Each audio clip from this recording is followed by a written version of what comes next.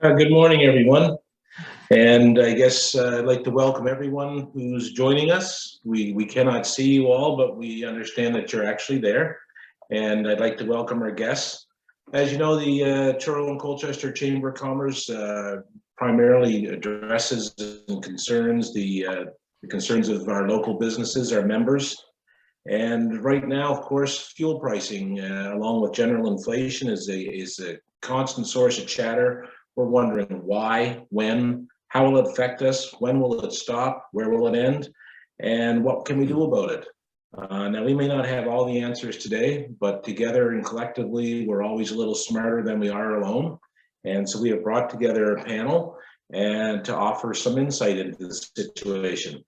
And I'd like to introduce you and thank them for joining us. First of all, Patrick McAllister with RBC, Laurie Jennings with Masstown Market, Carolyn Van Den Heuvel with Nova Scotia Federation of Agriculture, Mitchel Raymond, Canadian Manufacturers and Exporters, and Jean Marc Picard, Atlantic Provinces Trucking Association.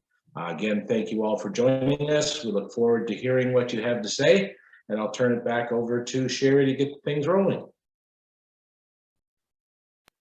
Okay, so we're going to begin today with a presentation from Patrick McAllister, head of Canadian and U.S. equities with RBC Dominion Securities, to speak about fuel costs and give us an understanding a little bit about how markets are affecting that. So Patrick, feel free to put your slides up and begin. Okay, let's see if I can do that again without too much issue. How does that look to everyone? It's very good, Patrick. All right, fantastic. Okay, well, thank you so much for having me this morning. It's nothing like that feeling that you've tried to disarm a bomb before you're just about to present, to get the audio, the visual, and the slides up here this morning, but it looks like it's all in working order. Thanks so much for the invitation, Sherry, and welcome everyone. I'm hoping this morning to provide a little bit of context on how we got here with respect to oil prices and fuel prices, and a little bit of color on what the outlook is moving ahead. In preparation for this presentation, I reached out to a friend of mine who's a native Haligonian, and I said, look, I'm presenting to the Truro Chamber next week. I need some East Coastisms to share, and many of them were way too profane, and I know that this call is being recorded, so I won't share any of those, and I landed on holy mackerel, these fuel prices. So let's jump into things. Look, it's been a tremendous change. The oil market today versus just over 2 years ago, it's absolutely night and day. We go back to April of 2020. Many of you might recall the headlines that oil prices, specifically the May 2020 futures prices for oil, actually dipped into negative territory in those early days of the pandemic. Quite literally, you had to pay someone to take those barrels off of your hands. The people that were holding those May 2020 futures contracts did not want to take physical delivery of the barrels because inventories were backing up, they were bulging. There was quite simply no place to put it. So prices actually went negative to the tune of about $38 per barrel for that moment there, that brief blip in April 2020. And of course, where do we sit here today? Approximately a 14-year high, the WTI, or the North American benchmark, at $115 per barrel. So what happened? Well, I'll spend the next probably 5 to 10 minutes trying to overcomplicate what at its core is a very simple concept. And so if you only remember one thing, remember this. And it's the same story for oil as it is for some of the refined products and fuels that we'll talk about during the course of this panel. Demand coming out of the pandemic simply recovered much faster than supply could keep pace. It is really that simple. Now, it's important to know the oil market was tight, fundamentally very tight, before Russia invaded Ukraine. And so that, while that might have added the next kind of 20 or so dollars per barrel, fuel to the fire, as it were, the supply and demand dynamics in the oil market, again, were very tight before Russia's invasion of Ukraine. Those conditions existed not just for high oil prices at the time, but rather higher oil prices on a sustained basis.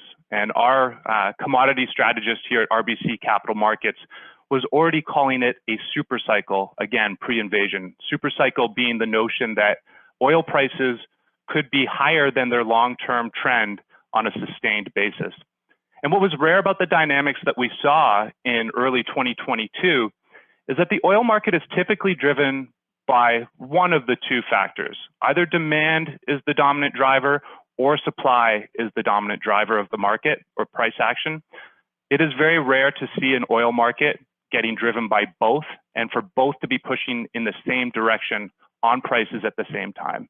Again, demand was booming coming out of the pandemic. Supply couldn't keep pace. Both factors pointing to higher oil prices. So let's overcomplicate that very simple notion of demand just exceeding supply's ability to keep pace. So if we look at the pre-pandemic trend line in oil demand, it's that very smooth kind of steely gray line that you see on the chart in front of you there. Oil demand was on a very smooth growth trajectory pre-pandemic. Global oil demand was growing, but about 1 million barrels per day, give or take. But the pandemic hit, and demand, as you can see there, that deviation from that steely gray line, that darker line, demand dropped, plummeted almost overnight. Demand dropped by 10 million barrels per day, which is unprecedented in the oil market. It has never happened in any, just as the pandemic was fairly unprecedented, or at least hadn't happened in 100 years since the Spanish flu, the demand destruction in oil also unprecedented, down by 10 million barrels per day over the entirety of 2020. Now go back, if you will, into that March 2020, April 2020 period. I mean, we stared into the abyss. The ground literally was pulled out from below our feet. And in response, policymakers, both monetary in terms of cutting interest rates, buying bonds, and fiscal in terms of literally trillions of dollars of fiscal stimulus, policymakers pulled us back from that brink. And as a result, demand came absolutely roaring back. You really only need to look at the rate of change that you see there on the line as we move from 2020 to 2021 and 2022. Again, trendline growth for oil is about 1 million barrels per day. In 2021, it grew by 5 times that, 5 million barrels per day. In 2022, we expect it to grow over the course of the year by 3 million barrels per day. So a significant deviation from the trend line and a very pronounced snapback in demand. Part of that is, manufacturing. Our thirst for goods was certainly high during the course of the pandemic. Incomes were actually strong, incredibly strong, being in the midst of the pandemic, just due to the incredibly generous fiscal stimulus and support that we saw from governments worldwide. So manufacturing demand came back relatively quickly. And then, life would normalize. It took some time, but life kind of resumed somewhat of a normal course. And RBC Capital Markets tracks a couple pretty cool indices. It's the Get Out and Travel, or the GOAT index, and the Get Out and Live, or the Goal index. And really, these are a product of our research team's examination of consumer and just consumer activity through the course of the pandemic. The GOAT index really looks at traveling abroad or outside of your localized environment. The Goal index really looks at just density in local environments in the cities. Are people getting back out? Are they getting back into normal routines? And I've called out a couple of the inputs into these indices. On the left-hand side, for the Get Out and Travel index, you see flight departures, car rental search index. On the Get Out and Live index, you see transit usage, traffic congestion. And you can see in both of these indices, the trend is certainly pronounced from the bottom left to the top right. And so life normalized, and as life normalized and our desire to get out and travel, get out and live, our thirst for jet fuel, our thirst for gasoline came back accordingly very, very strongly. Now, there's kind of a 3-step plan or path, rather, to higher oil prices. And this is something that our chief commodity strategist at RBC Capital Markets spoke about for quite some time coming out of the pandemic. Demand recovers, and you do have a bit of a shock absorber initially when demand recovers. Let's call them your first few lines of defense. You've got barrels in storage, your barrels in inventory. You've got barrels in the ground that are readily accessible and ready to tap and bring into production. And then you've got barrels that can be tapped on a reasonably short time frame. And the path to sustainably higher oil prices was to exhaust these three sources, which is exactly what has happened over the course of the past 2 years. You can see on the left-hand side there, check number one, grind down inventories. If I draw your attention to that chart, you see that dark blue line, and you can see the inventory, and this is for the US, but it's broadly representative of global inventories or developed economy inventories. You can see that dark blue line firmly below that shaded gray area. That's just showing that the inventories there are lower than they've been over the past 5 years. We've grinded down those inventories such that there's not a lot in reserve.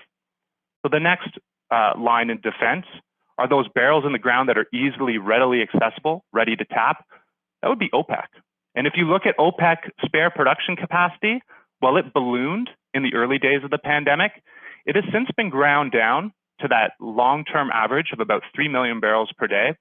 But I think that 3 million barrels per day, many believe is a bit of an illusion. OPEC has actually struggled to hit its production targets more often than not in the recent past. And many believe that that excess capacity, that spare capacity that they have, is somewhere closer to 1 million barrels per day.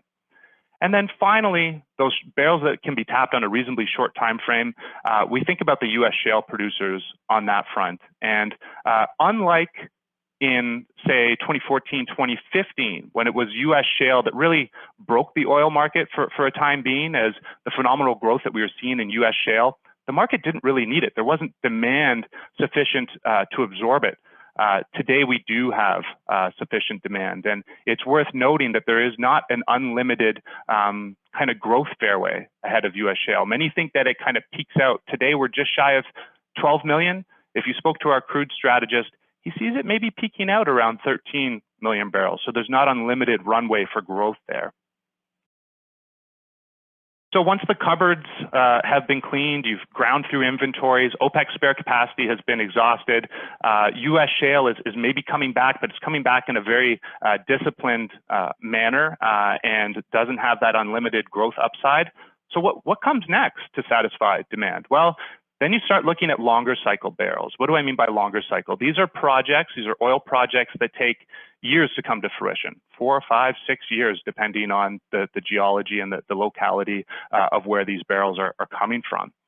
And you can see as a result of the downturn in oil suffered in 2014, the upstream investment globally, so the investment in oil and gas production on a global basis cratered from 2014 to 2016, from $780 billion globally down to about 430, a contraction of 44%. And then, of course, the pandemic hits, and we have another contraction from 480 billion down to about 330, a 32% contraction. All told, in 2020, oil and gas companies were spending about half, well less than half, their 2014 total in terms of capital investment. And that's now coming home to roost, right? When we're talking about longer cycle barrels, we're talking about projects that can take 4, 5, 6 years to come to fruition. We're now seeing the results of that underinvestment, let's say in 2016, 2017, 18. We're now seeing that in the oil market today.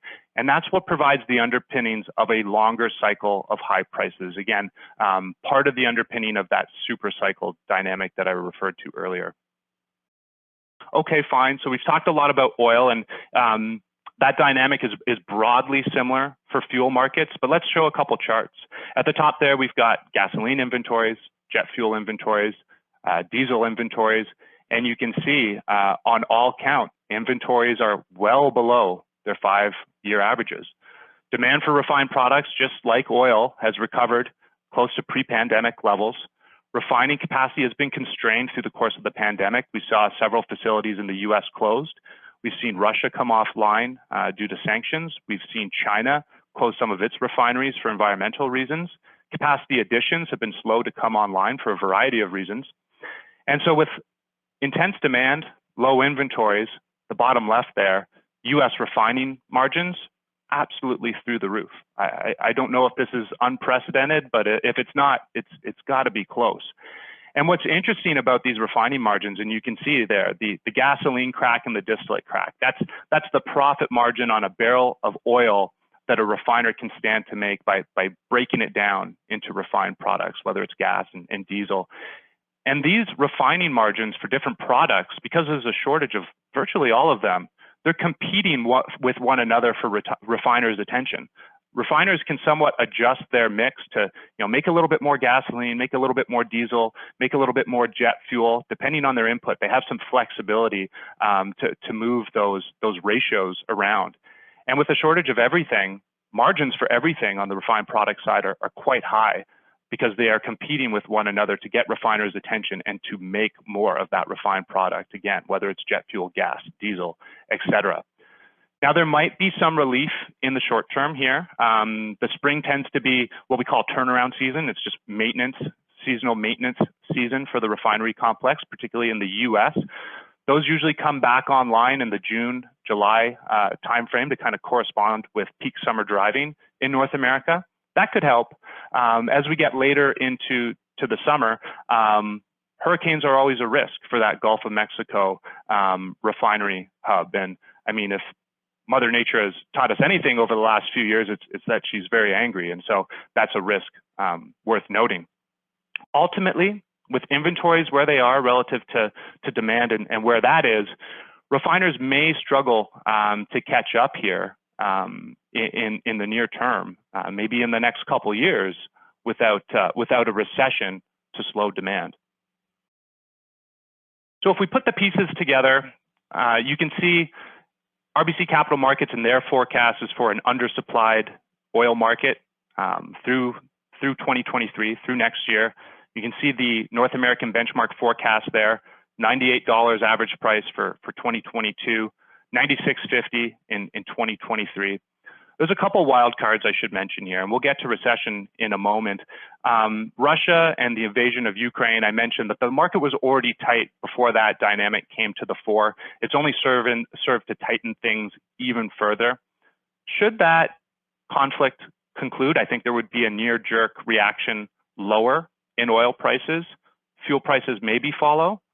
How that plays out over the longer term, it would depend on the resolution of that conflict and what happened with sanctions. Hard to gauge. The other wild card would be recession, but I would note that that might not push oil prices over the ledge. So when we think about demand shocks and we go back and we think about the last few recessions, I mentioned pandemic, unprecedented, 10 million barrels per day of demand destruction in 2020. In the financial crisis, over 08 and 09, we saw about 2 million barrels per day of demand contraction on a global basis. When we go back to the recessions in the early 2000s, the early 90s, different economies, maybe more thirsty for oil, but demand actually increased. And I would just raise the point that even in a recession, with a downtick in demand, don't expect it to be one that corresponds with what we saw in the pandemic, because again, that was unprecedented. And supply remains pretty constrained. And so when I go back to, if the pandemic is a black swan, let's go back to the global financial crisis. And at that point, crude oil bottomed out around $40 per barrel. In the next recession, I don't have a forecast for you, but I would firmly take the over on that $40 per barrel number. Now, just to move things along, I want to make a couple points. Sherry asked me to talk about recession risk. Sentiment is very negative. In the very near term, I would say that recession is not a foregone conclusion, let's say for the balance of 2022 and maybe even early 2023.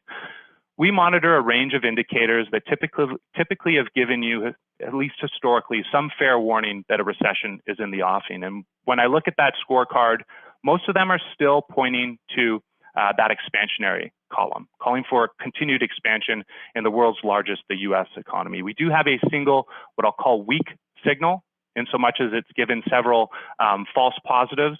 In the past, we usually look at it as a corroborating indicator, and that's the only one that's even in neutral territory. But I will say that this is far from an all clear with respect to recession risk.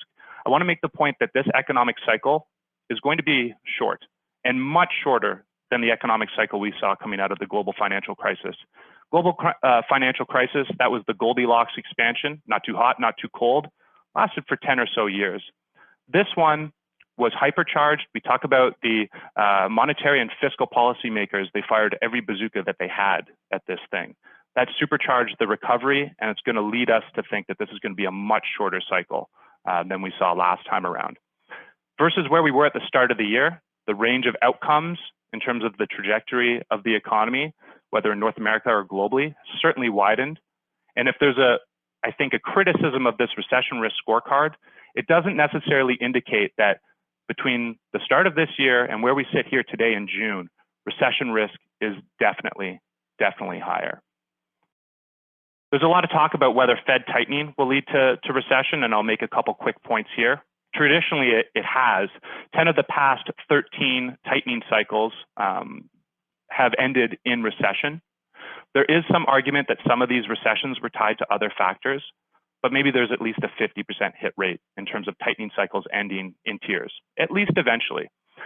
Now, I want to make the final point that the Fed is really trying to screw in a light bulb with a hammer here. They have a toolkit in terms of managing their balance sheet, managing interest rates. It's really intended to impact demand.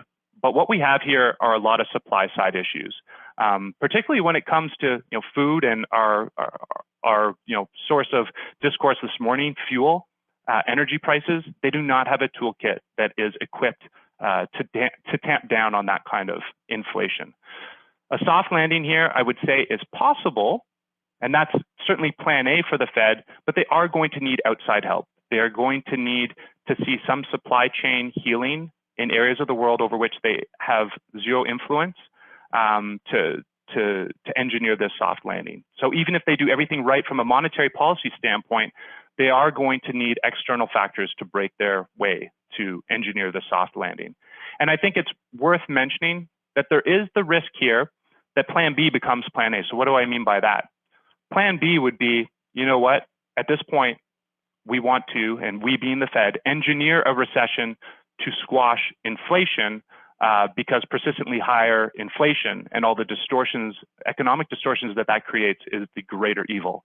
I don't think that we're here at that plan B point yet, but it could yet become a reality. And one final point, because I think we're all impacted by recency bias. I've been working at RBC for about 15 or 16 years. I've seen 2 recessions while at the bank. And I think recency bias would lead us to believe that a recession is the mother of all evils. We've seen a couple humdingers, right? You think about 08, 09, that was a pretty deep and pretty tough recession, and it left scars on the global economy for a great many years. You think about 2020, we literally stared into the abyss. It took everything policymakers had to pull us back. They might not have as much ammunition the next time around, but not every recession needs to be so dramatic. And so a fairly mild and not protracted recession that has the silver lining of tamping down inflation might not be the absolute worst outcome. So, Sherry, I hope I didn't take too much more than my 15 minutes, but why don't I leave it there? That's wonderful, Patrick. And thank you so much for that insight on, laying the groundwork for the discussion that we're going to have here across a number of sectors. So just moving on, we will start with our questions, and I will call on you one at a time and just ask you to give a little bit of an introduction about yourself, and if you could touch on how your business or sector has been impacted by the rising fuel cost. So let's start with Carolyn, please. Good morning, folks. I'm the Executive Director of the Nova Scotia Federation of Agriculture, and the NSFA represents the registered farm businesses in the province of Nova Scotia, so we're a member-based organization.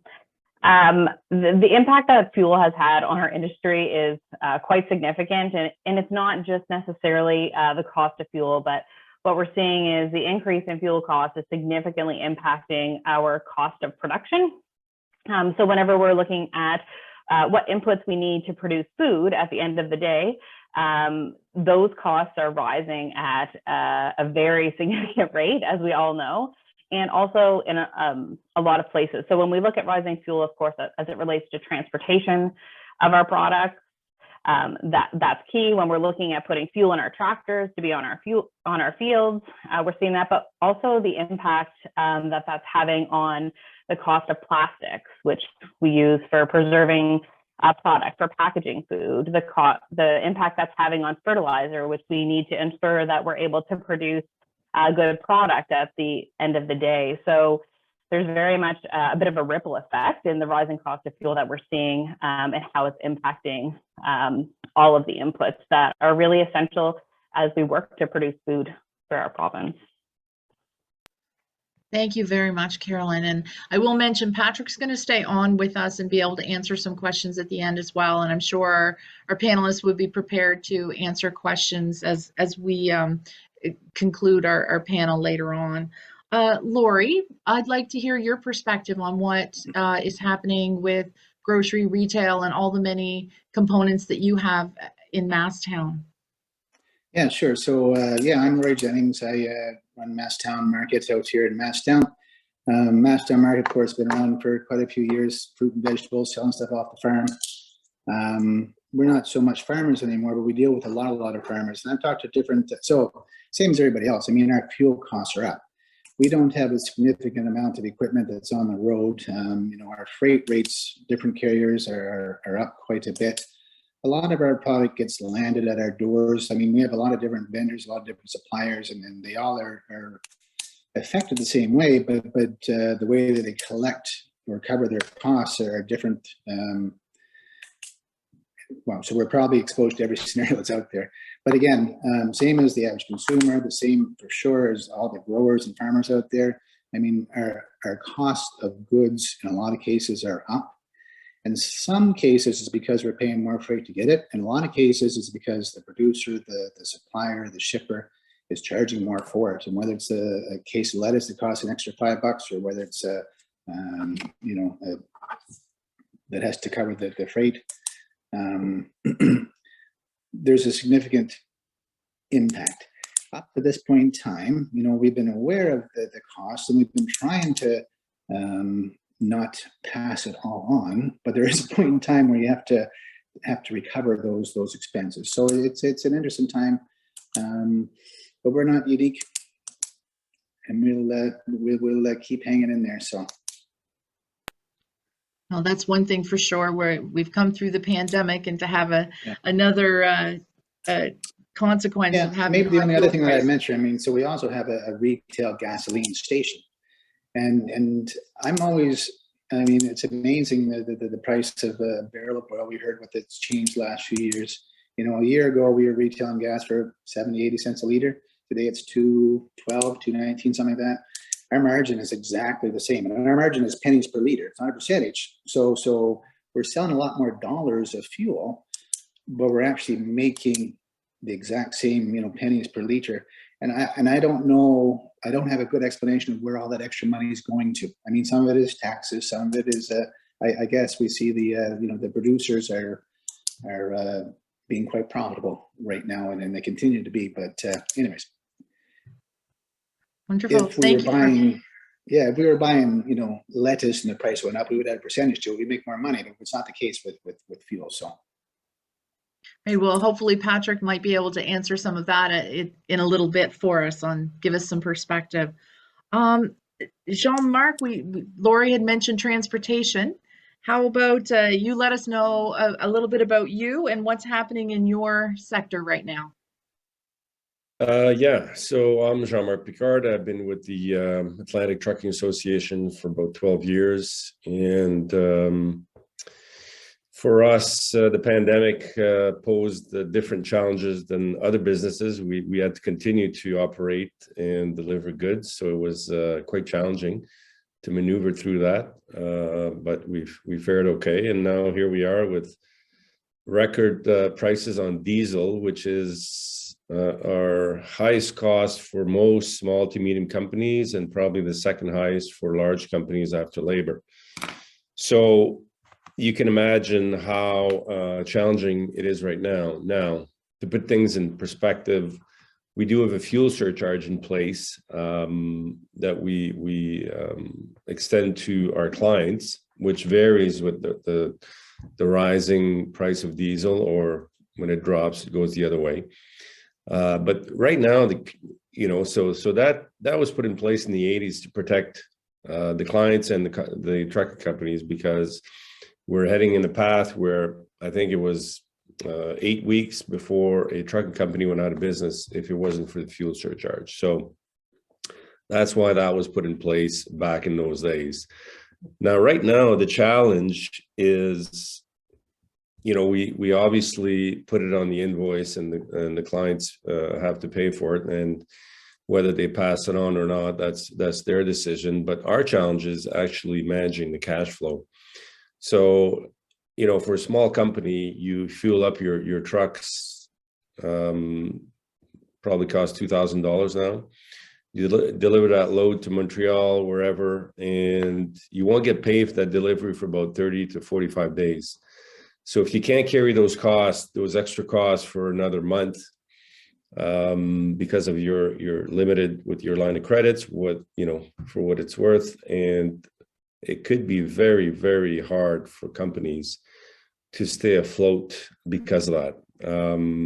I know that I'm talking to a few companies where they had to ask the banks for extended line of credits, things like that, delayed payments for equipment. So it can be really tough. Now, for big companies, we're talking millions of dollars, so that's a different ballgame altogether.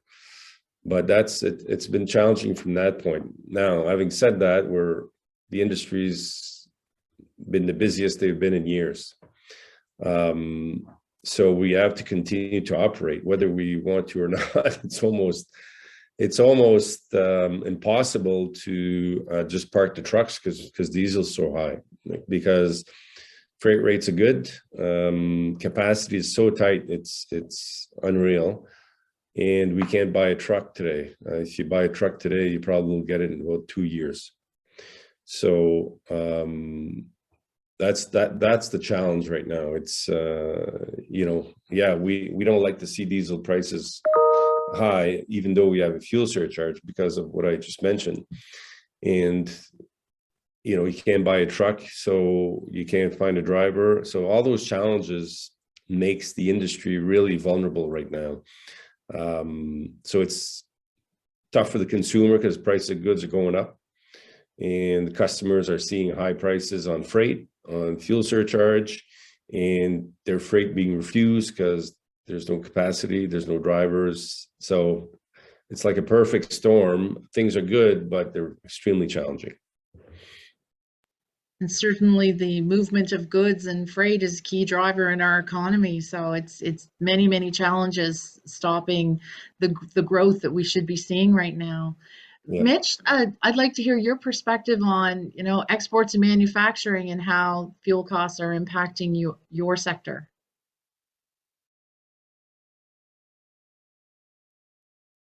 We can't hear you, Mitch. You want to unmute? Perfect. Great. Thank you. So I'm Mitchel Raymond. I'm the Vice President for Canadian Manufacturing Exporters here in Nova Scotia. So CME, we're a national organization. We represent manufacturing and exporters at large in terms across the country. Been involved with CME 6 years. And I just want to share a lot of the common themes that was already brought up by some of the panelists, right? We've always heard that energy costs and availability, we've done surveys year over year for the past 5 years. And quite honestly, energy cost availability has always been interchangeably number 1 or 2, most of the time 2, with labor issues being number 1. But this has been really exacerbated in terms of the energy. And Patrick, excellent presentation in terms of why we're where we're at. It's always goes back as well as I just want to talk about, energy independence. One thing that we always say here is we're a province at the end of a pipe. And when things happen and the increased cost happens, well, guess what? When you're at the end of the pipe, it hurts a lot more, because we're always at the mercy of the markets, as they say. So really, the increased costs, absolutely. Organizations, the one that I've been chatting with quite often on this, is they have to pass it along. in terms of the logistical costs, you have fuel surcharge tax or costs in terms of, things have to go from point A to B. They got to go on a truck, they have to go rail, they have to go air, they have to go boat. In terms of those are the only ways to do it. So quite honestly, a lot of organizations, if you look at it here, you're talking about single digit profit margins, right? So they'll try to carry as much as they can, but it's impossible. So what we're seeing here is that has to be passed along the line to the end, the customer. For the most part, quite honestly, there's still a lot of growth in manufacturing. Everybody's scrambling in terms of meeting demands. I'll just say that the fuel isn't pacing it. It's actually workforce issues, getting people to be able to generate product. And really process costs, everybody always thinks they're just the fuel transportation, but I mean, you look at forklifts, you look at kind of vehicles to move things around. You look, Carolyn already mentioned about, for example, is plastics, right? It's petroleum products. So when you buy things, they're actually costing more because your supplier has to charge you more, which ultimately you get passed that along. So that whole supply chain thing has been a struggle. And even looking at it here is less revenue, and that's the concern. Some companies are somewhat absorbing it, they're passing it along, but we always got to consider is less revenue means less to reinvest in the business. So I have been very active with the province around, the new, 2030 in terms of climate change, greenhouse gas goals, and we talk about investing in green technologies. And quite honestly, if companies have tight purse strings, which they already have, it's going to be even worse because now they have less money to reinvest in potentially greening strategies or greening technologies. So that's something that we hear as well. And pretty much the final thing, short of the rest of what's already been said, is the elephant in the room right now is the extra cost in terms of Nova Scotia Power to buy fuel. There's fuel adjustment mechanisms.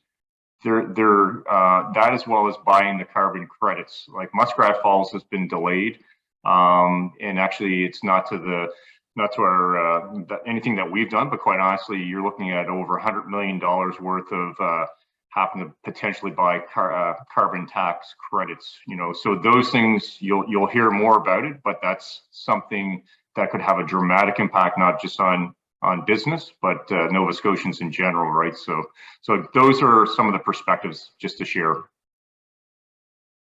Wonderful. And you touched on something as we lead into the next question about talking about, we need a good economic restart coming out through 2 years of pandemic restrictions.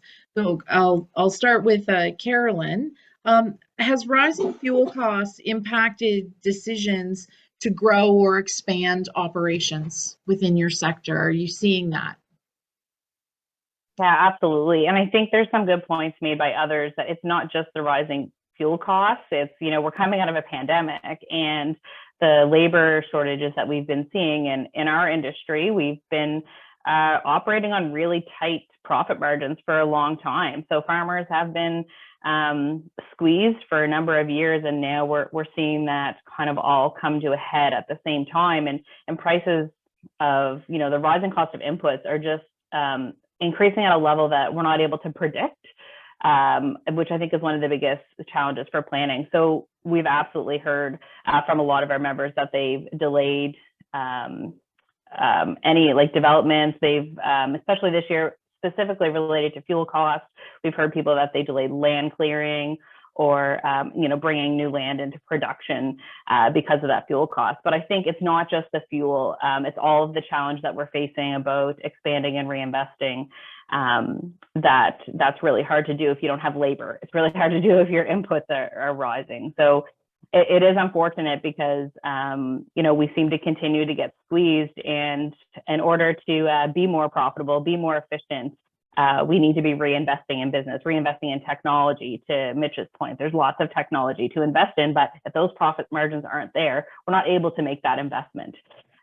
So we're definitely seeing that impact. In a recent survey that we did specifically related to labor, we estimated that the labor gap that we have in agriculture, in primary agriculture, is probably equivalent to about $28 million in lost sales in Nova Scotia. So that's also directly related to the ability to expand operations. So And now adding the rising cost of inputs, including fuel on top of that, I think is just adding to that same challenge that we see.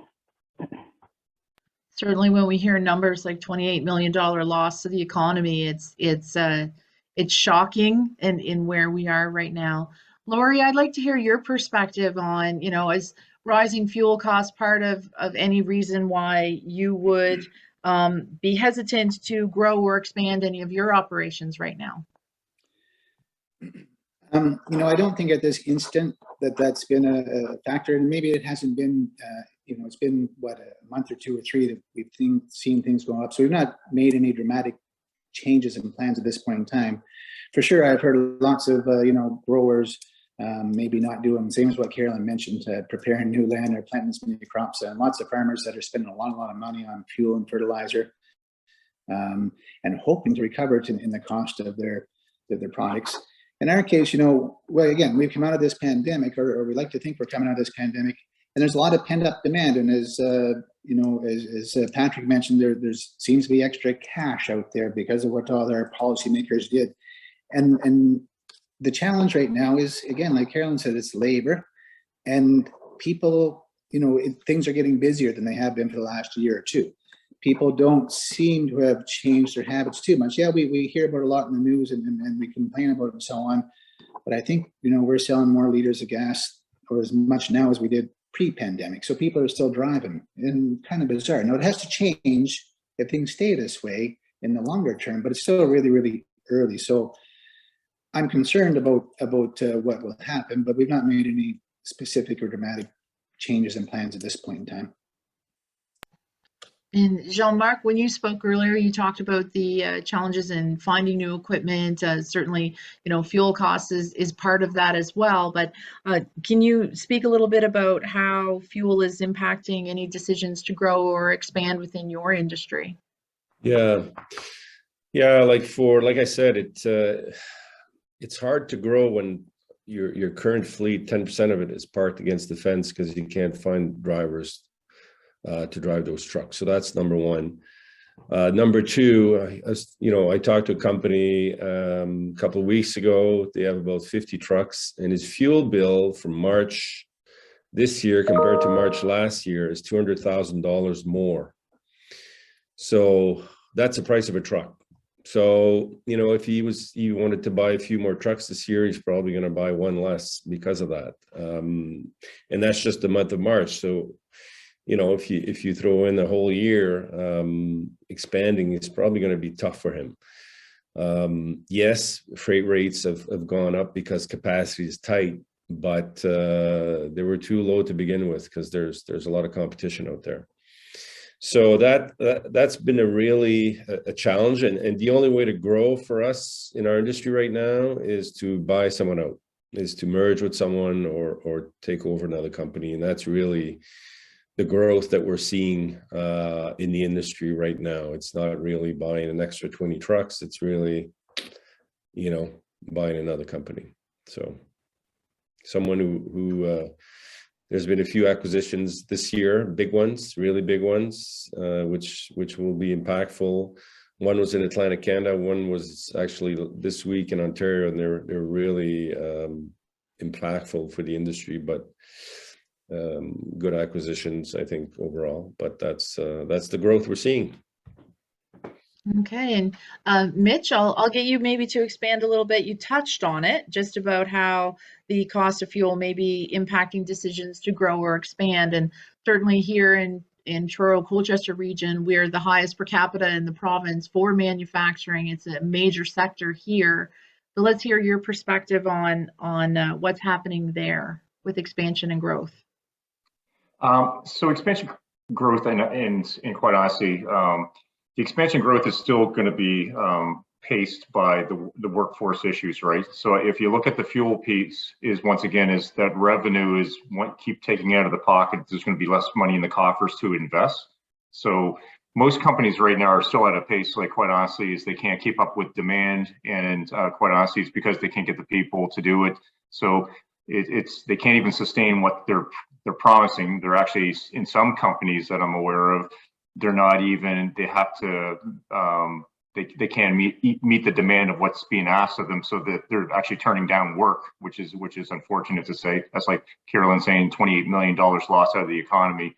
But quite honestly, like, we're still early stages. Like, you know, the fuel issue is going to keep on, like what we're forecasting. We have an economist with CME here that says this is going to continue on. The cost is going to continue on, and it's just going to be a surmounting issues where you have the workforce issues, you have increased costs, you have supply chain issues. So right now it's pretty much still the workforce issues pacing it. But we're going to see more of the fuel impacts coming more and more. And quite honestly, if anybody's seen the price of carbon, if you look at it here, is unfortunately the leaked document from the Premier's office is, you know, it could be another 40 cents a liter by 2030. So anyways, you know, it's the cost ain't going down anytime soon, quite honestly, because of those elements. Well, that isn't something we certainly wanted to hear. That's yeah, we know that they're up there, and we've been seeing that over the past number of months, and they've been trending up. So let's go back to Carolyn. Are you noticing a change in consumer buying habits that are directly related to fuel costs? I think it's hard to make that correlation necessarily for us from our standpoint. And keep in mind, you know, we have a number of business models. Of course, Laurie mentioned he's buying product from our farms, and we have some farms that are selling direct to market and some into processing facilities. So there's a wide range of how product is leaving the farm. But the reality is that we know that Nova Scotians are really struggling right now with the rising cost of food and the rising cost of all expenses, and people need to make decisions on what they're buying. And we're seeing Nova Scotians, you know, car payments, rent, fuel needed to go to work, and sometimes it is food, that food budget that gets really crunched. You know, we've seen lots of numbers out of Feed Nova Scotia as well, and how there's an increase in need for their services. So I did speak to a couple of farmers specifically around this question, and I did hear from some that are working direct to market, and they actually have farmers market sales are down compared to last year. So expecting it's due to the increased cost of all goods, but not necessarily able to make that correlation directly. I think Laurie probably has an interesting perspective as well, because, you know, he is someone where our raw product is going to Laurie per se. But we're definitely seeing some changes in buying habits, and expect, again, it's that full package of our Nova Scotians' financial situation is impacting their buying habits in lots of different areas. And I think for us, food is one area that we're seeing that. Yes, I think we will move to Laurie. And Laurie, certainly out in Masstown, you have the creamery, you've got the butchery, the bakery, the main market, and so many other things there. Your garden center, gift store. I could go on for quite some time with what you have on offer there. But are you seeing any particular shift in consumer trends that are starting to stand out as we've seen a climb in fuel prices? Again, I don't have any specific things that have struck me, you know, all of a sudden that I can attribute to fuel prices. Some things are maybe blinded a bit by just the fact that, yes, people are out in a boat and they're feeling a little bit better. They're getting back camping and cottaging, and they're traveling.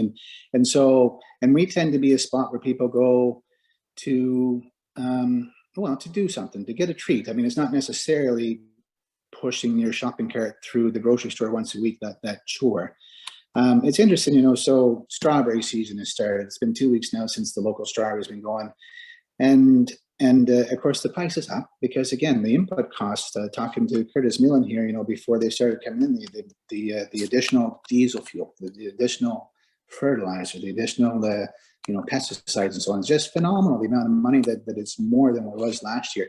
The retail price is higher, $6.99 for a quart of strawberries right now.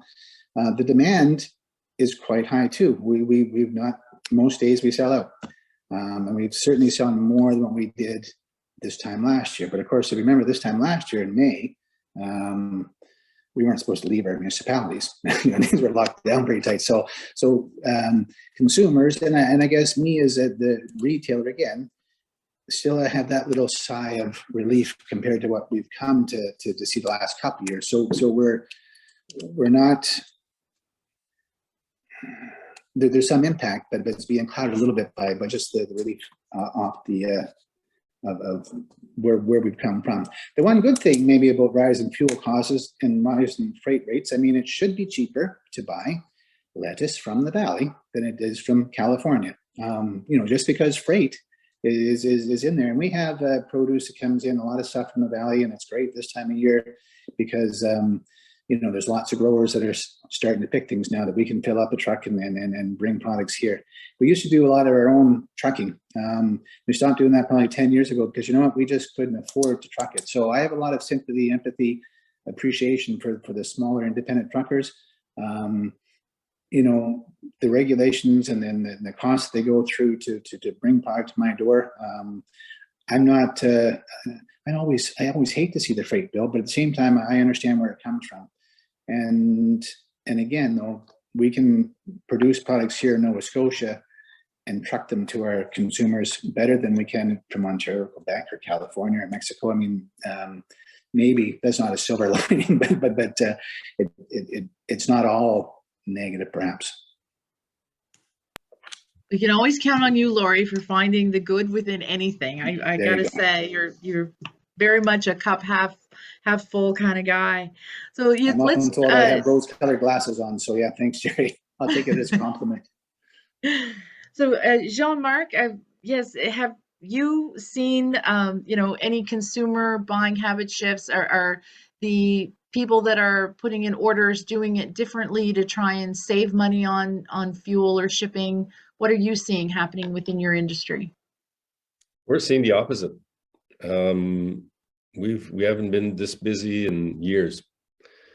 So I don't know what to attribute it to, but it's certainly nice to see. Like I said, we could all use another 10 trucks and 10 drivers right now. It's been like hardware stores are busy. Our traffic to grocery stores is high. So I don't know if because folks are doing more things locally that we're busier, but and putting off vacations or whatnot. But yeah, we're extremely busy. It's if you talk to any carrier, they're going to say that they're having fun right now. It's challenging. You can't find a warehouse to put your product in Atlantic Canada right now. There's that challenge. So and now that the Walmart distribution center is coming to Moncton, we're probably going to see even more traffic around this area. I mean, it used to come from Toronto, so you need a lot more long haul drivers. Now we're going to need more local drivers. So the needs are kind of changing from that standpoint. So yeah, it's very interesting right now. It's like I said, we're seeing the opposite. So it's kind of nice. Well, it's a great example of, that economic growth piece that we're hoping will continue on as we rebuild through 2 years of the pandemic. Mitch, what are your thoughts on that issue of changing habits?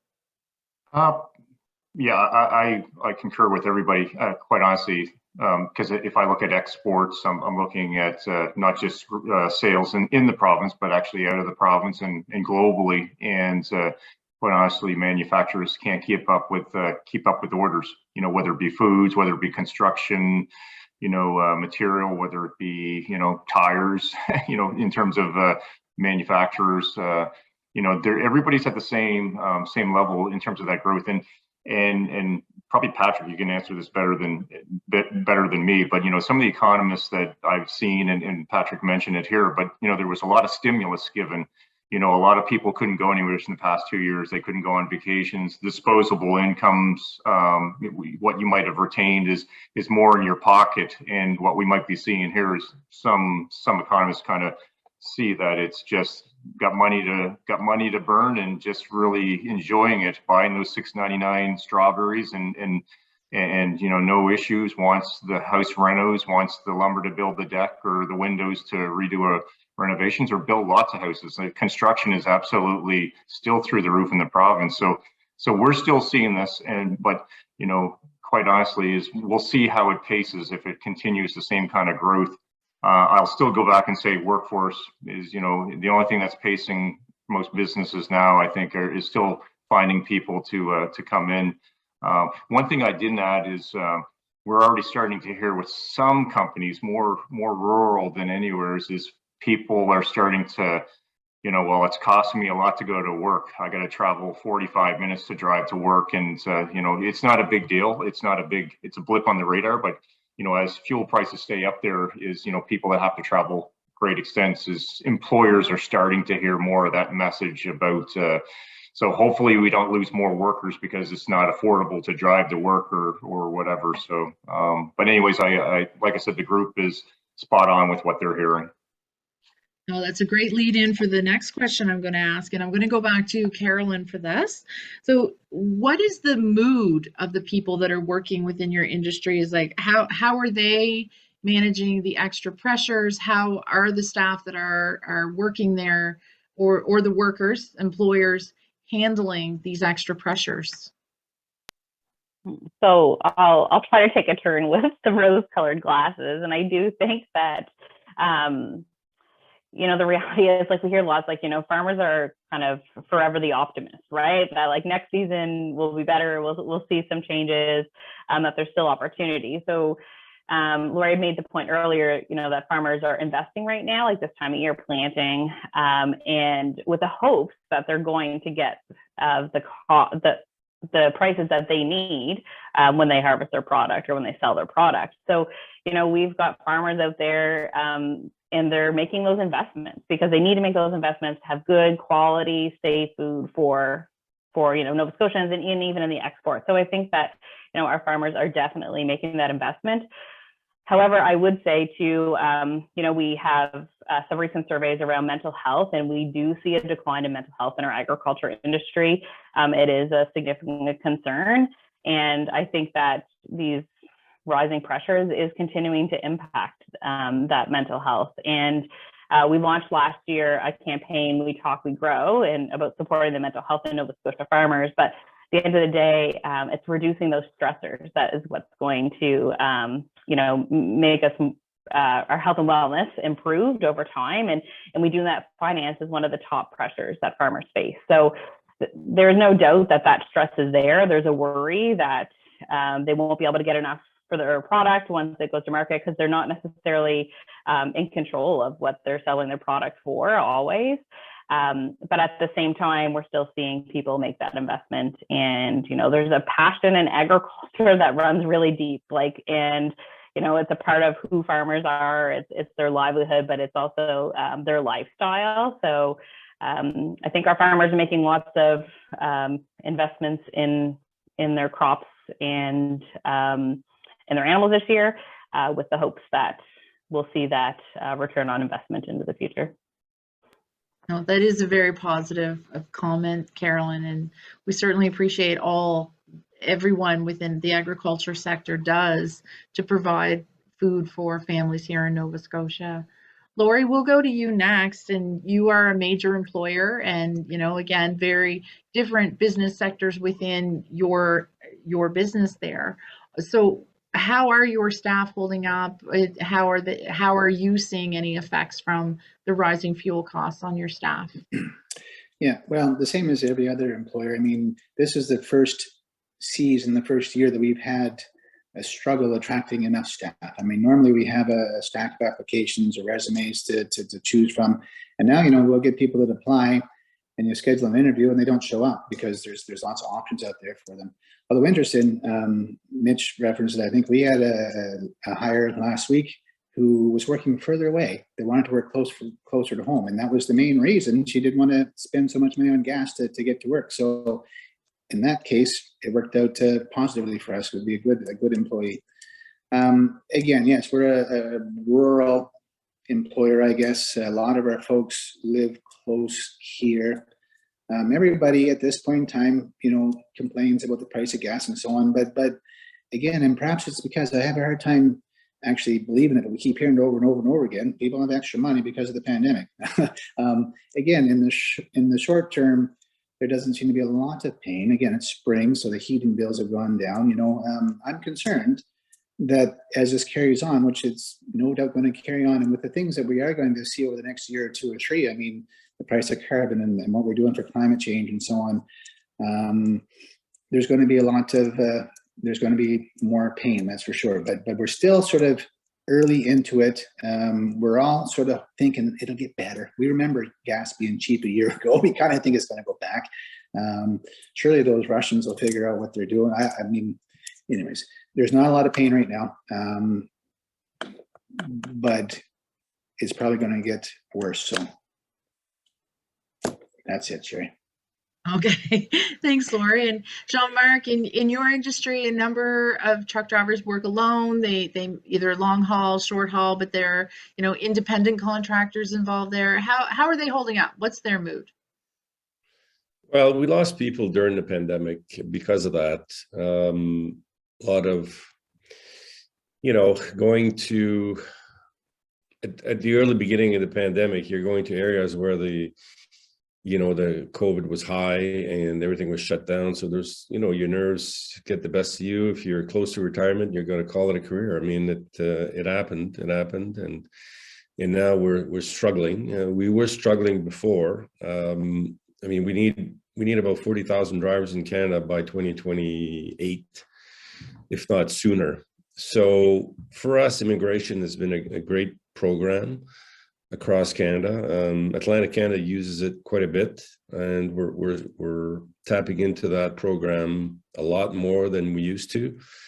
And there's some good people, there's some good employees, and now we're in need of mechanics, we're in need of everybody. So and we find that those folks will, they want to work 70 hours a week. So they're like, okay, well, whatever, I need to feed my family here and back home. So that's the avenue, that's the strategy that most companies are using right now is immigration. And we're not the only ones. I mean, the fish industry, the restaurant industry are struggling to find people. And a lot of the folks got comfortable at home, working from home, and that's what they want going forward. And things are changing a lot in terms of labor and our requirements and our needs and how it looks. And I mean, I had to let someone go during the pandemic here, and I never replaced them, and we kind of shifted our focus to another role. And so I mean, it kind of evolved into something that yes, labor is a problem, but I think that different things are evolving from it, and they're changing, and not necessarily for the worse. Trucking companies are extremely efficient compared to years ago, although it's a very human-based industry. You're going to need the driver. Automated trucks are here, but you're not going to see them on a highway moving a load from Moncton to Montreal with nobody in the cab. It's just unimaginable. So, but a dispatcher years ago used to pick up the phone and say, "Can you bring this load over there?" Now it's very strategic. They're managing capacity, they're managing freight, they're managing trailers, they're managing people's hours, and drivers now want to be home every night. So you can't just say, okay, well, you're on the road for 2 weeks. Some will do it, but others won't. And for us to attract drivers, we need to change that focus. You'll bring a load to Grand Falls, and then you'll switch. One guy's going to come back home, the Grand Falls guy's going to bring to Montreal, and you kind of split the routing and all that. So you're trying to be innovative in the way you move goods, and it's going to impact customers. But companies with the technology that's available today, they can do that, and they can do that efficiently, and they can manage their fuel by doing it, manage their people better, and they're increasing the focus on bonuses if you don't have any accidents, if you control your speed so you can save fuel and all that good stuff, so that the compensation packages are changing. So like I said, like a lot of things happened, but it evolved into good things as well for us. Right now, it's really tough because there's a big shortage, but eventually we'll catch up and we'll be in a good position. And salaries for drivers are, because of today, the tightness and capacity are going up, which is really good for drivers. Thank you very much. Mitch, you, in your sector, there are thousands of employees in manufacturing in this province and Atlantic Canada. How are they holding up? What is their moods? Yeah, quite honestly, it's still very positive. I mean, like I said, the supply and demand and in terms of their products right now is they can't keep up. So I mean, the mood's pretty positive. Like I said, except for the challenges around you know, the ones that we pretty much all noted here.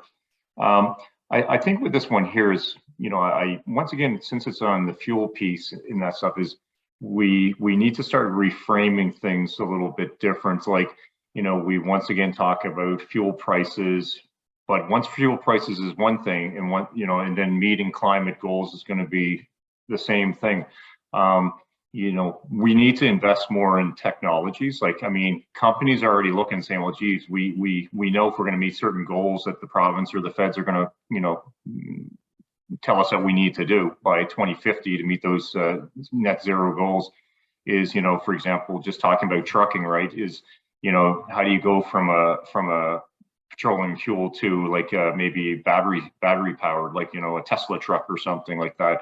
So I think the mood is, like I said, very positive. It's just to meet the strategies that are ahead of us as an industry, is we need to be doing things now, quite honestly, or else, you know, some of these goals are going to be very tough to meet, or you're going to be paying 40 cents more a liter by 2030 if they do. Like I said, it was a release. I don't know if it's true or not, but I mean, 40 more cents a liter would be very painful, I think, for anybody. So I think looking at it here, there's those challenges, there's opportunities, but I think that's where these kind of discussions are good to have, to share kind of best practices and how we can get ahead of the curve on things. So yeah, that's just some thoughts. Well, we are hearing a lot of positivity despite some of the challenges, so that's really good to talk that out. With our chamber, we don't just like to talk about things, we do like to do a lot of advocacy and take some action on issues that are impacting business. So I'm going to go back to Carolyn, and I'm going to pose the question that if it was provincial, federal, even municipal governments, what support could the government provide now that would help your industry or business? So obviously we've been pondering that question for a while now, and I'm not sure that we necessarily have like that perfect answer, but specifically on the farm, related to any administrative pieces related to the inputs in getting in fertilizer or access to those inputs would be important. I know Mitch had mentioned like the supply chain challenges, and that's real. So what can be done to help mitigate some of those challenges, and anything that can be done on that rising cost, like what controls can be put in place or supports can be put in place to support the businesses in absorbing those rising costs of fuel, of plastics, of fertilizer. But also when we look at it from like a larger perspective, so we're farmers and we're primary agriculture, but we're part of a food system, and we have a very complex food system. And I mean, the cool thing is that really everybody on this panel is part of our food system in one way or another, through transport, through retail, through, you know, export. Like we're all part of that. But the reality is that at the center of our food system are our consumers, and I think that we can't necessarily fix the challenges that we're seeing on farm without acknowledging the challenges that our consumers are facing. So opportunities to ensure right now those that are food insecure. We're the most food insecure province in Canada. So what can we do to also support those that are purchasing our product to make sure that they're able to do so? You know, we start looking at, Laurie had mentioned it as well, in terms of what opportunities are there now to promote local, in the sense that we're not needing to pay the freight coming in from California or Mexico, whatever that may be. So I think we also are in a really good place. Through the pandemic, we had folks have a heightened awareness around where their food was coming from, because it was the first time in years that we've seen that shortage and that people were worried about that. So I think that there's also opportunity to look at what we need to do to gain more traction in understanding of where food comes from, of local products, and getting more local products into the shelves. And I think also ensuring that people, sometimes we hear that there's a misconception that local always means more expensive. And that's not always true. So I think ways that we can make sure that our consumers have the information they need to be able to make really good buying choices whenever it comes to food and agriculture products. I mean, I'm talking a lot about food, but you know, we also have like ornamental greenhouses as part of that. So really, if we can support local, like that's building our economy and it's better for our province, and that's long term. But I think that in this case, we need to recognize we can't just necessarily just help the farmer. We can't just help pieces. We need to look at it from a whole food system approach and say, you know, long term, how are we going to mitigate these rising costs? That's a wonderful perspective, Carolyn. Thank you so much. And Laurie, do you have any, I guess, suggestions that, you know, what supports could be provided by government to help aid everyone through this? Yeah, I wish I did. You know, the different provincial governments and the feds, I mean, across the country have done different things to help ease the price of fuel. Nova Scotia hasn't so far. And there's no doubt that when I asked a question before, but I don't know who's getting all the extra money. Well, the governments are getting extra money with the increased price in fuel. You know, so when fuel was 70 cents a liter, the HST, the provincial portion, was 7 cents. Today it's $2.15 or whatever, so that's 20 cents. So they're getting a lot more money. Now, do I think that they should give that back to us? That's the simple, easy answer, isn't it? But I don't know if that's not the ultimate answer. It's like Carolyn said, we need to look at the whole thing, including all the things that are coming up. You know, presumably we need to start using less energy so that we can save the world, right? We're not going to change our habits if things stay the same. And probably one of the best ways to get us to change our habits is to make us feel a bit of pain. And I don't want to advocate for inflicting pain on people, but you know, better forms of energy may cost a bit more than burning coal to produce electricity. You know, getting electric cars probably makes lots of sense, although we still got to make electricity to fuel them. You know, I don't think there's I think there's the notion of educating consumers and making people aware of what our choices are and what our options are. I mean, there's all kinds of positive things that we can do to change the way that especially the food system works right now. There's no reason that local should cost more. We can produce a lot of wonderful products in Nova Scotia, and we need more people who are willing to work hard and entrepreneurial, and we need to have the staff to make it all happen. So I don't know what to tell you, Sherry, as far as what you should write to the Premier and get him to do. But again, I am very concerned that this is not going to go away, and that is part of a much bigger phenomenon in the world kind of thing that we're going to have to deal with over the next, you know, months and years. And again, the price of carbon is going up. There's no doubt about that. So good luck. I'll help. Thank you. Well, certainly business has a role to play in helping government guide its decisions and how it should go. So stimulating discussion around this topic is a good first step.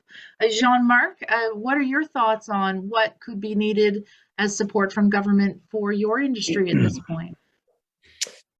Ooh, well, I mean, there's been a lot of discussion, you know, at our board level and with different people, and you know, some of them want to lobby to suspend the diesel tax. Well, the diesel tax is used to fix the roads, so you know, you're damn if you do, you're damn if you don't. We need good infrastructure for us to operate. A lot of people think they should suspend the carbon tax and the carbon mandate for a few years, because for us, it's out of our control. we rely on manufacturers to bring us technology that replaces diesel. And right now it's slow coming. There's the electric truck, there's the hydrogen technology that is really popular right now, but nobody's manufacturing fast enough for us to tap into it. Plus the cost of a truck will probably be $100,000 more than a normal truck, a diesel truck. So your return on investment is probably not really palatable at this time. And, you know, if you look at the electric truck, well, we need infrastructure. There's no infrastructure in place. There's no charging stations. There's no hydrogen stations at the truck stop. So yeah, it's all great that we want to make the switch, but like I said, our hands are tied as an industry. We rely on government to build infrastructure. We rely on manufacturers to build new technology. And although Tesla is really forward thinking, but their truck uses a lot of batteries, which makes the trucks heavier, which doesn't fit into the weights and dimension regulations that are in place right now in Canada. So people don't think about those things, but you know, obviously we do. So that's one thing. I mean, obviously giving us funding to buy this new technology would be one area that could help. That's for sure. And like I said, starting to build infrastructure for us to be able to accommodate those types of vehicles is another option. I don't think that there's an easy answer that would resolve our issues. We're still very, very reliable on diesel, and it's not going to change overnight. But having said that, I think we have another problem where we need the government to help is people. We're really, really struggling to find people in every sector. And like I said, you know, we've lobbied the government to help us streamline, you know, the immigration process, make it more accessible, more affordable, and give us money for training for new entrants in the industry, because there's barriers there for us because they're not long courses. So they're expensive courses. So you need to have cash up and ready if you want to take a driving test or whatever.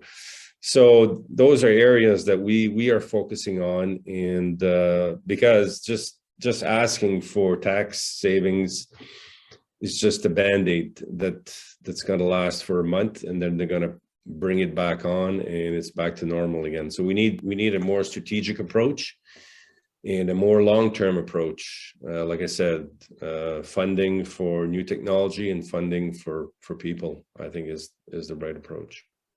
That was a wonderful perspective, Jean Marc. Thank you so much. Mitch, we'll end this with you and saying, you know, what are your perspectives? What support could you use right now from government? Yeah, 100%. Actually, Jean Marc brought up some good ones. Carolyn brought up. So, I mean, quite honestly, and we're working with the government on this in terms of Nova Scotia Loyal. Actually, Premier Houston on his platform talked about Nova Scotia Loyal, buying local, and we're on board with that. So, quite honestly, it's a program that would incentivize to buy local. You could get, for example, they're talking about it, but for example, if you go to register your car, you could get so many points off or percentage off if you buy local. It's a really good initiative. We already in CME Ontario actually have a program similar like that with the Premier Ford supported. So that's a really good thing, because actually Nova Scotia in Securities, that's pretty sad to hear that we are food insecure considering what we grow in this province, and actually you know, so we need to do things different and promote that and apply technologies. Reducing the stress would, you know, taxes, you know, we talked about that, you know, we're paying for stimulus for the next few years, you know, as Canadians, like, as they say, you got to pay for it. So the taxes won't go, you could reduce them, but it is a Band-Aid, quite honestly. So, you know, what we're looking more here is, you know, with the provincial and like I said, the federal level is, you know, have some strategies around energy, right? Green hydrogen generation is like, we have Heritage Gas here that's going through projects right now with the province that we're actually working with to generate hydrogen here, and it would be something that you can sell, you know, to Europe and down through the US. and it could make us a leader actually in that. So it's just about strategies that kind of readjust. Like we're not going to get rid of petroleum anytime soon, but at least start the strategies and investments, that kind of push us towards that means. And really here is, to do more on investments around technology. Quite honestly, it costs a lot of money. We want to go green, we want to meet these climate change goals, but quite honestly, companies say, well, I'm on board, but it's going to cost me 200, like the trucks, for example, an extra $100,000 plus some regulations that have to change. We need to be strategic and making sure we have solid solutions that don't put Nova Scotians at a disadvantage of your business. We hear the word energy poverty, and a lot, I think it's around 30 to 40%. Don't quote me on that. That's the numbers I've heard, that there's energy poverty in Nova Scotians. They can't afford. So for example, like Carolyn said, is if you have to have the choice between heating your home or eating, 1 or 2 meals a day or 3 meals a day, that's a bad position to be in. So those are strategies I think the province, that we need to do better on. So I think it's an all hands on deck and making sure that we're tackling things consistently and as really working together, like with the chamber, economic, the RENs in the province and different stakeholders like CME and whoever, right? We need to tackle this as a group. Thank you very much, Mitch. So I am going to read a comment that was submitted by one of our viewers just to share some information and adding to the conversation. And then Patrick, I'd like you to ask the question to the panel that you had posted. I agree with you. It's a fascinating discussion with many, many points being made today.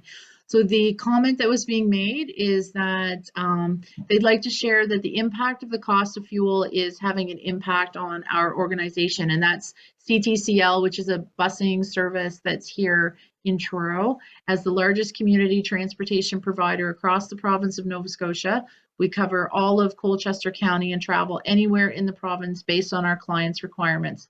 We are not able to charge any surcharge on our clients for their transportation needs, as most of our clients are on fixed incomes. Just this past month, we have experienced over $2,000 extra in fuel costs. Any changes to our pricing must be approved by NSUARB, which we have not done since 2015. As people already say, they cannot afford to pay more. The cost of fuel impacts us greatly. So just an interesting comment on how rising fuel costs are impacting service providers in the community. So Patrick, I'll ask you to unmute and you pose your question, and anyone who would like to answer it can just jump in there. Oh, I see that. And fantastic, thank you. I noticed that someone had muted me earlier as I was scrambling to do it because my phone's at another desk. Absolutely fascinating discussion. I got to say, for somebody that stares at a screen all day and is looking at a number of things, to hear from you all, it's incredibly an enriching experience for me and very educational. So sitting here today, I'm hearing about the fuel pressures, but I'm hearing about the labor pressures, the impact that's having, compressing margins, the inability to capitalize on certain organic growth opportunities, and a constrained ability to invest. With all of your experience through economic cycles, I'm just kind of curious about your assessment of recession risk and maybe how that's evolved over the last 6 months.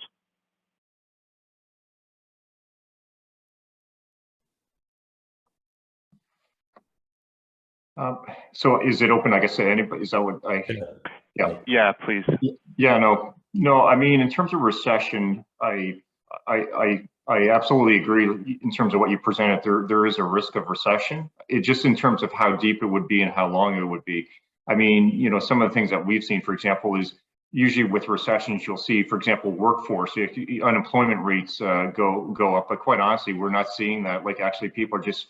I was just at a manufacturer down in the valley on the weekend, and they cannot, they're bumping their minimum wages up like that you would just, $21 an hour minimum wage. Like, years ago, you'd never see that, with this touch size of organization. But I mean, the unemployment rates aren't even indicating anything. And based on what you're seeing here is you can say, yes, there's a risk. You're hearing uncertainty. I think it's more of that, like manufacturers saying we're uncertain. We're not sure. Everything is good right now, but it could flip on a dime, quite honestly, in the next few months. But there is a risk. Our economist says there's a risk of a recession, but they don't believe it to be a deep one as well, based on probably same data that you guys would be pulling from, right? So that's my thoughts. I mean, we're usually the first indicator of an economic downturn is slow transportation, but we're seeing the opposite. Like I said, we're very busy. So from that standpoint, we're not seeing any signs of things slowing down. But having said that, people are spenders. They spend money. They'll buy what they need right away, whether they're in debt or not. And the interest rates, if the interest rates continue to go up, I think that's where you're going to start to see higher risks of recession, because people are going to lose their homes, things like that. I'm in the real estate as well, and right now it's extremely incredible what's going on. The rental industry is through the roof. You can charge pretty much whatever you want, and you're going to rent it. If you're building a house, you can't keep up with the demand. Now that's here in New Brunswick, and I'm hearing that it's the same everywhere else. So I think the influx of immigration is creating that, and people from Ontario moving here and vice versa, people going out west.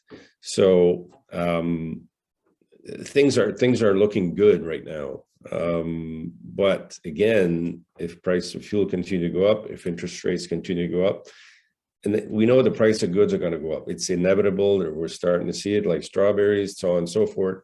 At some point, it's going to hit. When? I don't know.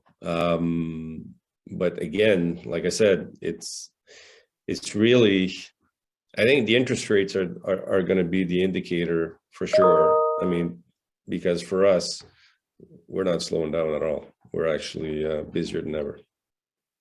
Okay. Laurie or Carolyn, did you have a comment for Patrick? Yeah, I just say, again, I kind of agree a lot with what Jean just said. It's inflation and interest rates that we need to be concerned about a little bit. I mean, we're in the food business here, and people need to eat. Not that we're recession proof, but I think there are some opportunities, especially for local and the food industry in Nova Scotia.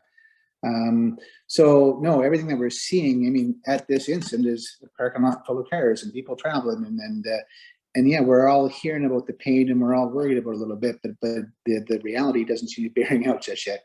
It will in the longer term, but I'm thinking that there's a recession. It's very mild or short term, but I'm not an economist, but it doesn't look that way right here.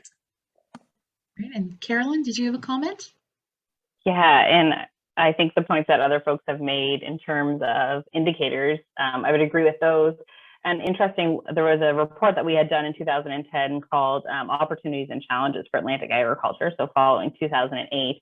And I was just reviewing it the other day, and I was like, it was so much of it still rang true. So really interesting to see, like, it felt like we had kind of gone full circle again. So I think that because we are seeing that decrease in profit margins, that we're concerned about that for farmers right now. We are seeing, rising costs of products, but that's not necessarily translating to the farmers always receiving the increase that we need to see in relation to cost of production. So I think the concern is how deep will that impact be if we do have a recession in the agriculture industry. So definitely something that we keep on kind of the radar to watch. But we're hopeful that, with strategy, if we can work together and collaborate and make some good investments, maybe we won't see that impact as significant. Great, thank you very much. So Patrick, I'm going to ask if you can answer Laurie's question about who is getting the extra money when the margins stay the same, and then we will move to Ron after your answer, and he will close things up for us. Yeah, maybe I'll touch on a couple of threads that came up, and I'll touch on Laurie's first. It gets down to that chart that I had bottom left, and I can share my slides with Sherry. Actually, I already have, so she can share them around. But that chart on refining margins, it's the refiners that are pocketing the cash, right?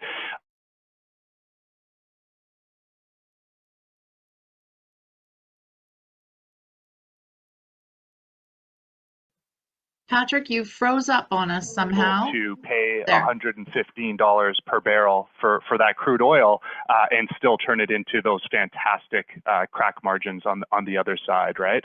And if they weren't getting that margin from gasoline at your pumps, they wouldn't be making as much gasoline right now because there's great margins for jet fuel or for diesel. And so it gets back to that notion that the margins for all these refined products are competing against each other to get the refiners to produce them, because we need more of all of them. And the other thing I wanted to just circle back on from earlier, and it touches on something that Mitch said and Laurie said, but just that concept that we had a tremendous influx of monetary and fiscal stimulus unleashed on the world starting in 2020. And I think, you know, every coin has two sides, and it feels like inflation is a little bit of the hangover from that party. And when we talk about the outlook that we had coming into 2022, I think there was a broad acceptance that, you know, corporate balance sheets are in good shape. Consumer balance sheets are in great shape, right? You come through recession and incomes are higher, right? It's so counterintuitive, but consumers came in to 2020 with a lot of cushion, and yet inflation has been persistent at higher levels than anybody expected for, you know, going on 1 year plus at this rate. And so it is eroding that cushion. And so who does that bite hardest for first? Well, it's the lowest quintile of earners. And it kind of starts there and it creeps higher from there. And maybe I'll just share a quick quote that I think is instructive when we think about Plan A. I think still for the Fed, and Jay Powell spoke about this earlier this week. I think Plan A is still, let's try and get the soft landing, right? Like, let's try to apply the brakes through monetary policy such that we don't incent a recession, but we take inflation off the boil. But Plan B, if Plan A proves not to be possible, Plan B is, you know, maybe that short, mild recession, if that's the cure for persistently high inflation, that's maybe a necessary evil. And there was a quote from past Fed Chair Ben Bernanke recently that perhaps many of you saw, which was, you know, unemployment impacts the few, whereas inflation impacts the many. And hence that notion that persistently high inflation at, you know, 9% year over year, it's unsustainable, and it just creates too many dislocations and needs to be stopped. Over to you, Ron. Well, first of all, I'd just like to say thank you very, very much to all of our panelists. The insight, I admit myself, I came in with kind of a narrow view that there was a tremendous amount of greed causing a lot of the inflation, in particular in gasoline. And especially Patrick, you starting things off with the explanation and hearing what others have to say, that we realize, you know, it's not a completely one-sided. There's a lot of reasons for this. It's also a little encouraging to hear that many are thinking that this may not run too deep as we start to pull out of things, and that people are still buying and people are still producing. So again, I'd just like to thank everyone that took the time to listen. I'm sure they appreciated it. I know we're not all going to escape this without a scratch or a little pain somewhere. But once again, thank you for the very detailed and very thoughtful answers. As always, folks, remember that the rising cost of fuel was a question posed to the Chamber over and over again. Advocacy is one of our main functions at the Chamber that the staff will certainly have to deal with. And so if you have other questions, I encourage you to reach out to the staff so that we can try and get some answers for you. With that, I will wrap things up, once again, just a huge thank you. Very informative. I feel a little smarter going home today, and maybe not so jaded, which takes a lot. So thank you very much. Go about your businesses, and all the best. And thank you, Sherry and staff, for putting this together.